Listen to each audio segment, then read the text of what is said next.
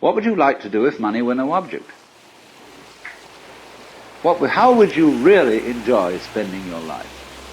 When we finally got down to something which the individual says he really wants to do, I will say to him, you do that.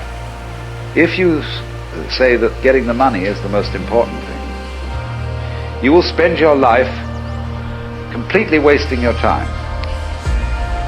Better to have a short life that is full of what you like doing than a long life spent in a miserable way.